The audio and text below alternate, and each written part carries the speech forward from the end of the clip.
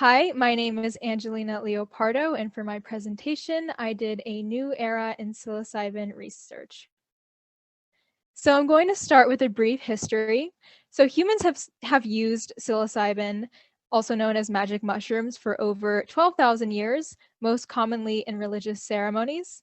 And the cultures that most commonly used psilocybin were the Aztecs and Mayans. But when these cultures were colonized by the Spanish, mushrooms and also the ceremonies were outlawed completely because they were considered satanic practice against the Catholic Church. So going forward several hundred years, thousands of psilocybin studies took place between the 1950s and 70s. It was considered a breakthrough in understanding the human mind and psychology. But unfortunately, psilocybin was then federally outlawed in 1968 and placed under Schedule 1, which is drugs that have currently no medical use. And this happened because of Nixon's war on drugs, where he outlawed other substances such as marijuana and LSD. And of course, research abruptly discontinued. So what is psilocybin and how does it affect your brain? Psilocybin is the naturally occurring hallucinogenic chemical found in certain types of mushrooms. It affects mood, perception, and cognition, which is the frontal lobe, and it has also been found to affect memory retention. So it affects the frontal lobe and also the amygdala, which is memory.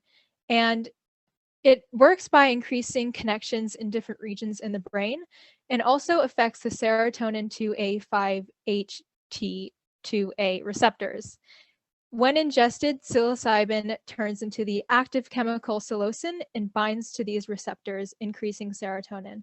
And right here, this image is the serotonin receptor. So of course, there is stigma around psilocybin. This is partially due to the government scheduling, making it very difficult to get psilocybin for research. But to compare it to a legal, more culturally accepted drug, 0.2% of mushroom users seek emergency care, which can be compared to alcohol, which has an estimated 95,000 yearly mortality rate. And of course, there is a cultural stigma as well because of Nixon's war on drugs. There is a lack of education or knowledge in the general public and even in the medical community, and it's seen as dangerous and highly addictive. So since the late 90s, psilocybin has seen a second renaissance since the 50s in research. And it's been found to improve major depression, kind of disrupting the rigid patterns most seen with depression, increasing brain flexibility, and also an increase by 10% in the number of neural connections. As I said before, it also increases serotonin in the brain, similar to an SSRI, also known as an antidepressant, which makes it very good for treating depression.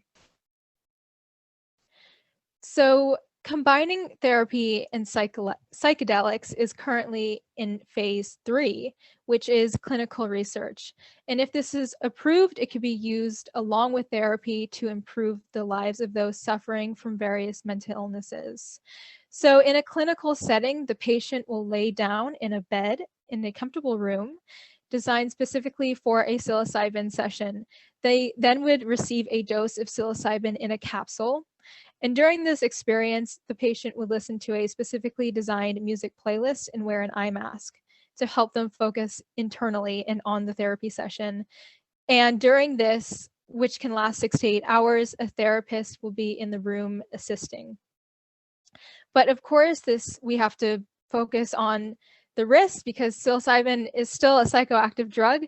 So it's very important to be cautious and not to self-experiment because it could lead to adverse effects and actually make your condition worse if you have a bad experience.